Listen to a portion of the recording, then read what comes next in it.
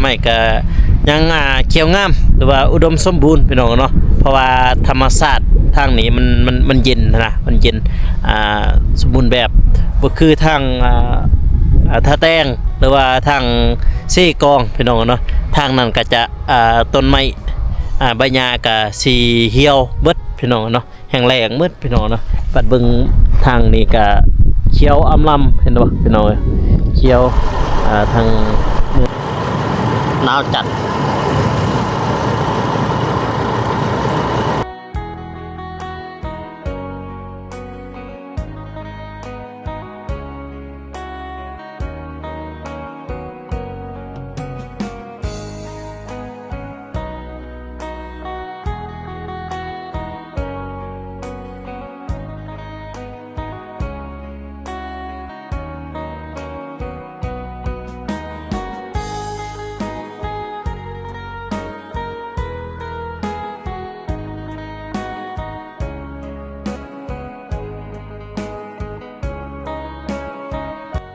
บรรยากาศแบบนี้หาที่ใช้บ่ได้พี่น้องเนาะนอกจากเมืองนี้แขวงนี้เท่านั้นพี่น้องเนาะนั่นก็คือเมืองดักจึงแขวงเซกองพี่น้องยอดตัวตะเวนกำลังสิตกดินมันก็พิ้นหยักนี่หรือว่าพัดลมหยักนี่ก็พิ้นตลอดนะพี่น้องเนาะเขาเจ้าตั้งโชว์เลยแต่ว่าเขาเจ้าแต่ละปีเนาะเดี๋ยวก็สิฮอดงานบุญทรงเงือเนาะพี่น้องเนาะหรือว่างานแข่งเงืออยู่ที่เมืองดักจึงพี่น้องเลยเนาะวันที่28 30 เดือน 3พี่น้องเนาะปี2016นี่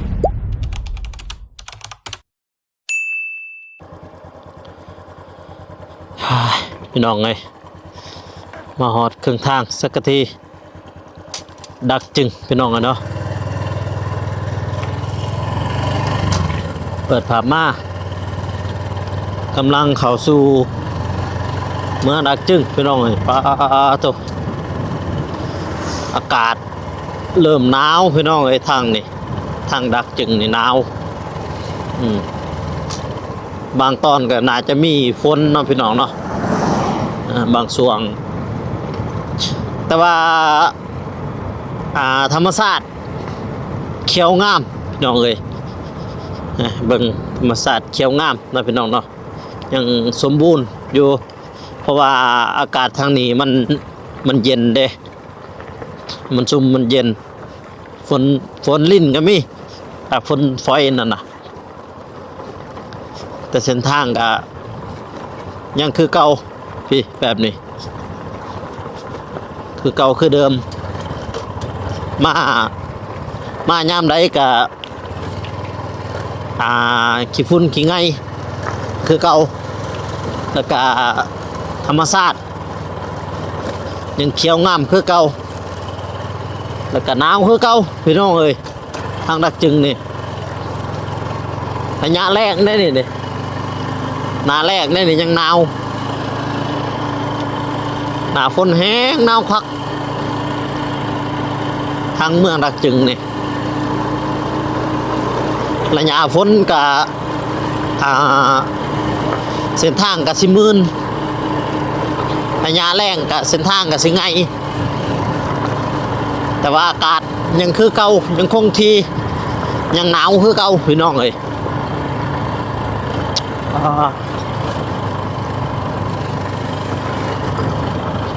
ยังหนาวยังเหน็ด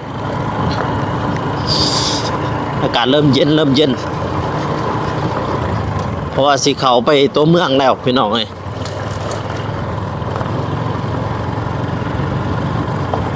5 โมงกว่าแล้วนี่4 โมงเย็น5 โมงเย็นเลย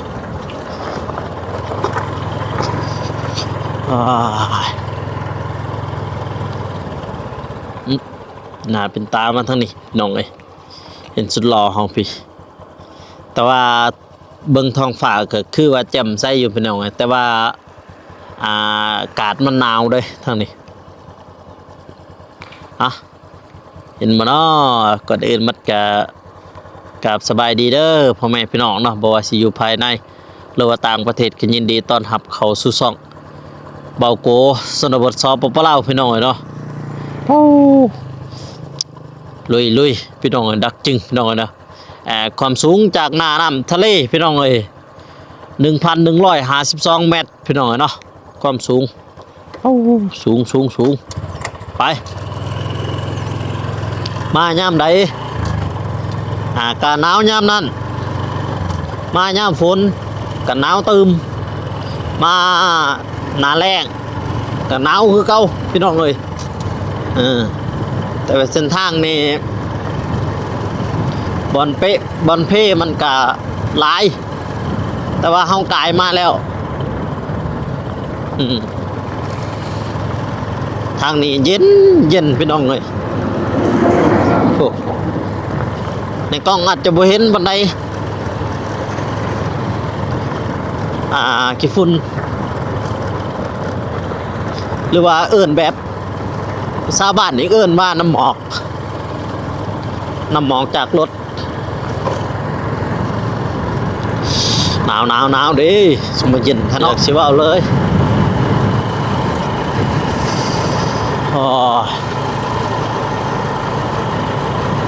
หนาวจัด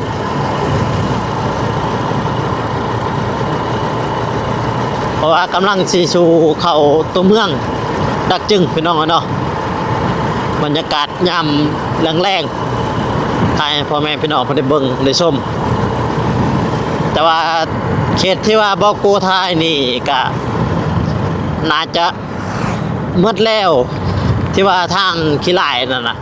ขี้ลายแห้งก็ไกลมาแล้วพี่น้องยังเหลือแต่ว่าทางงามแน่จักหน่อยนึงนะพี่น้องเราพอสิเข้าตัวเมืองกับทางอยากงามแน่มาบัดนี้ก็ใกล้เข้ามาแล้วพี่น้องเนาะใกล้ฮอดตัวเมืองดักจึงแล้วพี่น้องเนาะแต่ว่าทางนี้ก็หนาวเด้อพี่น้องเด้อหนาวเนาะเบิ่งป่าไม้เนาะพี่น้องเนาะป่าไม้ก็ยังเขียวงามหรือว่าอุดมสมบูรณ์พี่น้องเนาะเพราะว่าธรรมชาติทางนี้มันเย็นนะมันเย็น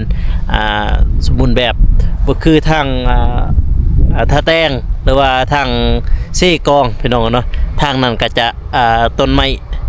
ใบหญ้าก็สีเหี่ยวเบิดพี่น้องเนาะแห้งแล้งเบิดพี่น้องเนาะปัดเบิ่งทางนี้ก็เขียวอำลำเห็นบ่พี่น้องเขียวทางเมืองดักจึงพี่น้องเนาะบ่มีเหี่ยวเลยพี่น้องเด้อ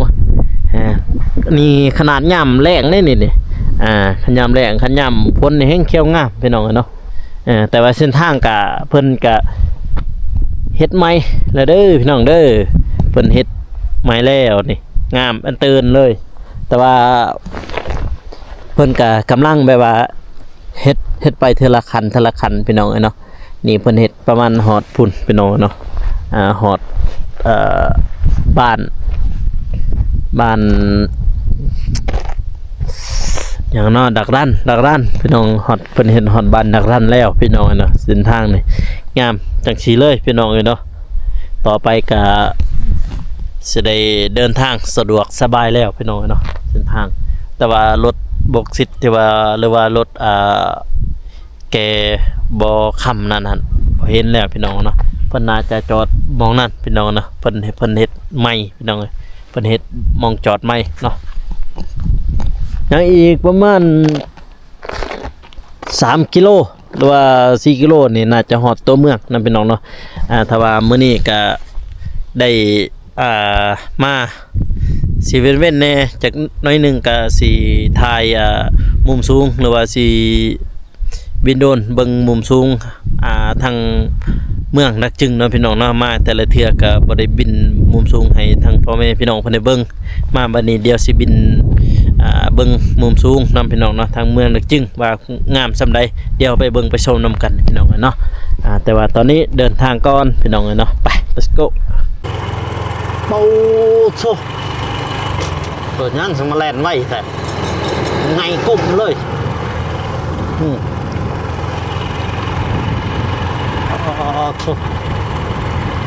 ไงพี่น้องเลย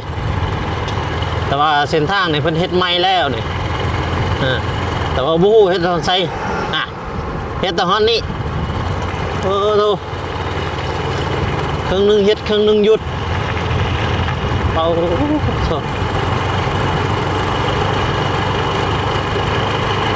ปลาพี่น้องเลย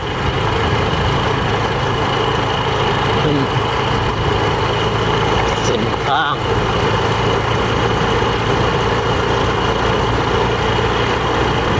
นี่โอ้อันนี้เป็นสนามกีฬาพี่น้องเลยเนาะนี่มองนี่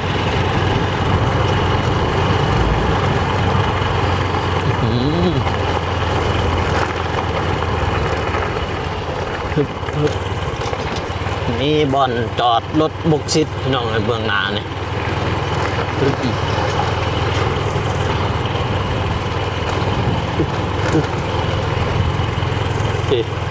จอดรถบุกซิด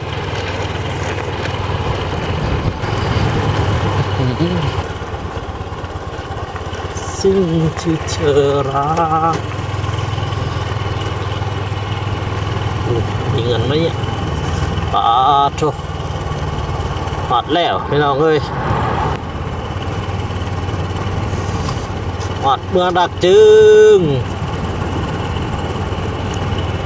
แต่ลมหนาวไวๆอยู่เลยอยู่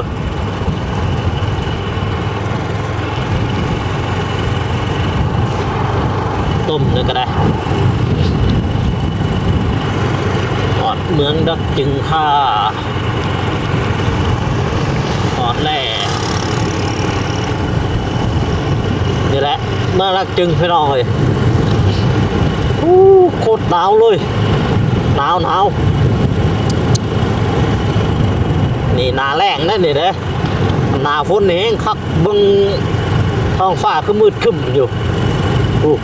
มันถึง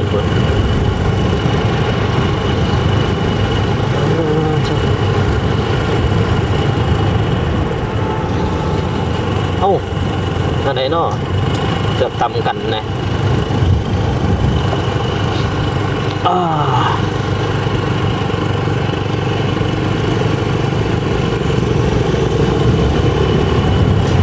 นี่ตลาดพี่น้องเอ้ย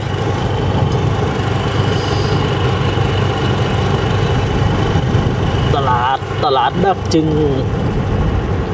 เดี๋ยวจะน้อยสิบินมุมสูงให้พ่อแม่พี่น้องเพิ่นได้เบิ่งเด้อพี่น้องเด้อบรรยากาศทางเมืองดักจึงนะพี่น้องเนาะสิบินมุมสูงให้พ่อแม่พี่น้องเพิ่นได้เบิ่งได้ชมเนาะเปิดภาพมาพี่น้องเอ้ยอยู่มองที่สวยงามที่สุดนะพี่น้องเนาะของเมืองดักจึงแต่เป็นกำลังสิตกดินแล้วก็กังหันลมปิ่นเป้าคักพี่น้องเอ้ยสวยงามโอ้กังหันลมสวยงามเลยพี่น้องเอ้ยตะแถวอยู่ฮะ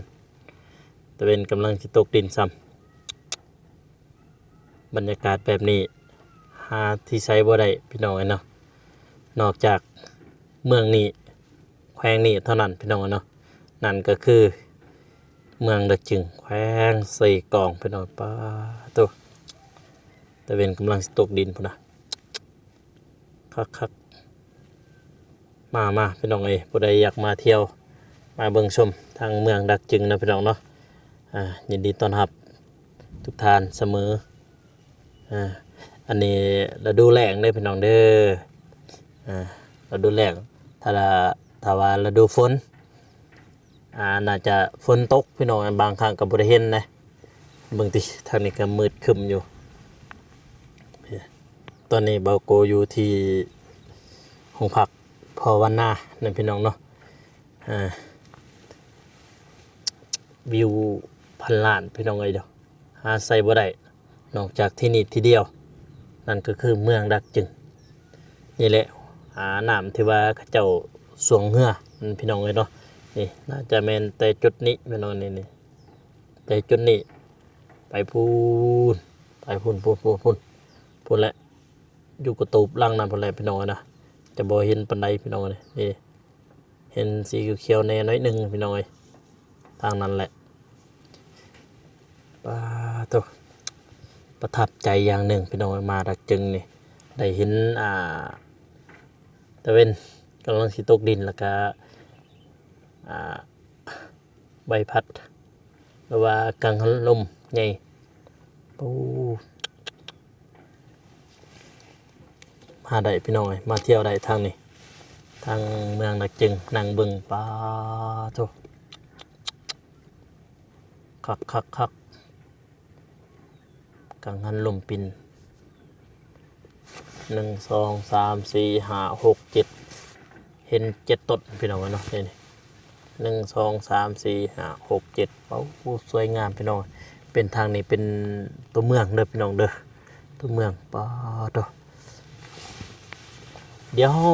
ไปเบิ่งบรรยากาศมุมสูงเนาะพี่น้องเนาะเฮาเชื่อว่าพ่อแม่พี่น้องเพิ่นยังบ่ทันได้เคยเห็นบรรยากาศมุมสูงพี่น้องเนาะแต่ว่าอยู่นี่มีลมแน่เด้พี่น้องเด้บรรยากาศมุมสูงสิถ่ายให้พ่อแม่พี่น้องเพิ่นได้เบิ่งเมืองดักจึงเนาะพี่น้องความสวยงามแต่ว่าเฮามาแต่ละเทื่อแต่ละครั้งเนาะพี่น้องเนาะเฮามาก็หน้าฝนเนาะพี่น้องเนาะแต่ว่าบ่เห็นตัวเมืองซ้ำพี่น้องเนาะเบิ่งมุมสูงนำกันเนาะพี่น้องเนาะไปเดี๋ยวไปเบิ่งมุมสูงนำกันเลยพี่น้องเอ้ยเนาะตัวเมืองดักจึง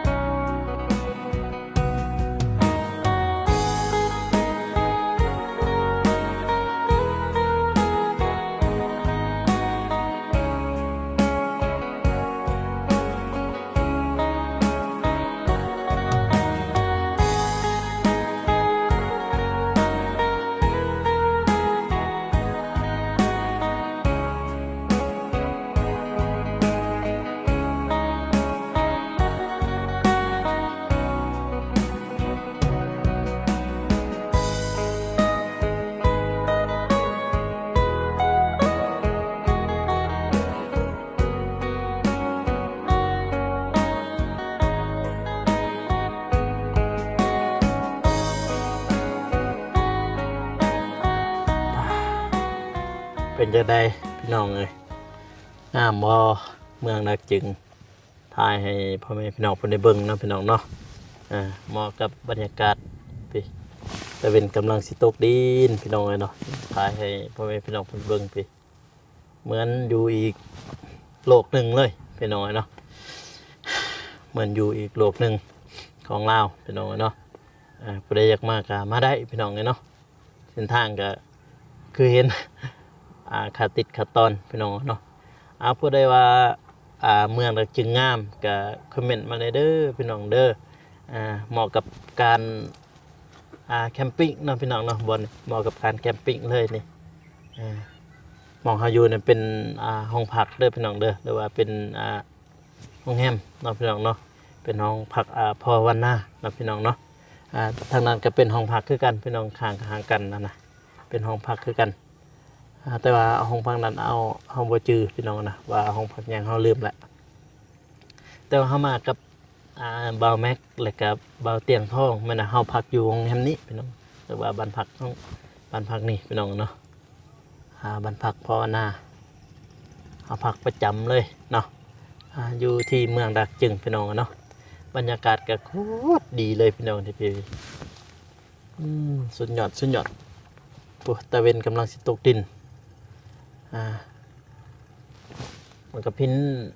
หยักนี่หรือว่าพัดลมหยักนี่ก็พิ้นตลอดนะพี่น้องเนาะเขาเจ้าตั้งโชว์เลยแต่ว่าเขาเจ้าแต่ละปีเนาะเดี๋ยวก็สิฮอดงานบุญทรงเงือเนาะพี่น้องเนาะหรือว่างานแข่งเงืออยู่ที่เมืองดักจึงพี่น้องเลยเนาะวันที่28 30 เดือน 3พี่น้องเนาะ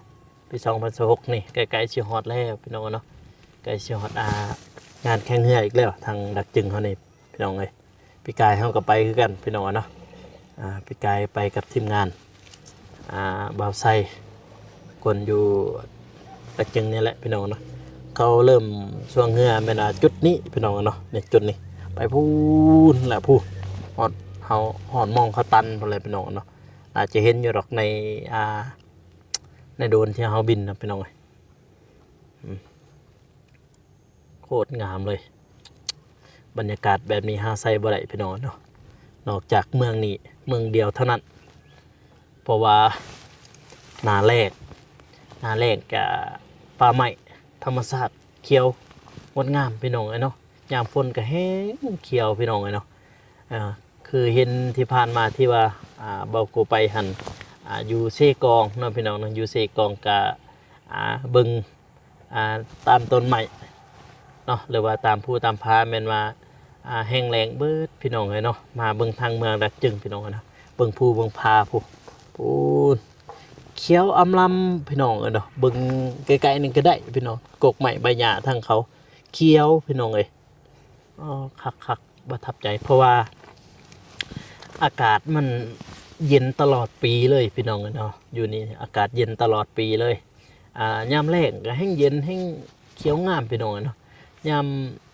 ฝนก็แห้งงามคักพี่น้องเอ้ยทั้งเมืองดักจึงนี่แต่ว่าเส้นทางก็ยามแล้งก็สิมีขี้ไงนี่จังน้อยนึงพี่น้องเนาะเพราะว่ายามแล้งก็บางบ่อนก็ขี้ตมพี่น้องเนาะท้ายนี้ก็ทางบก.เองก็สิขอตัวลาก่อนเนาะพี่น้องเนาะก็อย่าลืมฝากกดไลค์กดติดตามเพื่อเป็นกำลังใจให้บก.เฮ็ดคลิปต่อๆไปเด้อพี่น้องเด้อเอาท้ายนี้ก็อวยพรให้ผู้ใหญ่ทุกท่านเนาะผู้เพิ่นเบิ่งอยู่นี่อยู่ดีมีสุขกายสุขใจสุขภาพแข็งแรงความเจ็บอยู่สุดใดความไข้อยู่สมีให้เจ้าหั่งจะมีจะร่ำจะรวยหิ่งปังๆตลอดสาตลอดปีอย่าเจ็บอย่าจนพร้อมครอบพร้อมครัวไปไสมาไสไปฮอดจอดให้ถึงให้เงินไหลมาเทมาให้มาเท่าใดก็ให้ได้1,000 เท่า10 เท่า1,000 เท่า10,000 เท่าเด้อทั้งพ่อทั้งแม่ปุ่นเบิ่งอยู่นี่บัดนี้ก็บ่าวโกสิขอตัวลาไปก่อนสำหรับคลิปนี้ขอกล่าวเข้ามาสบายดีพี่น้องแล้วเจอกัน EP หน้าหรือว่าคลิปตอนเช้ามื้ออื่นเนาะพี่น้องเนาะบ๊ายบาย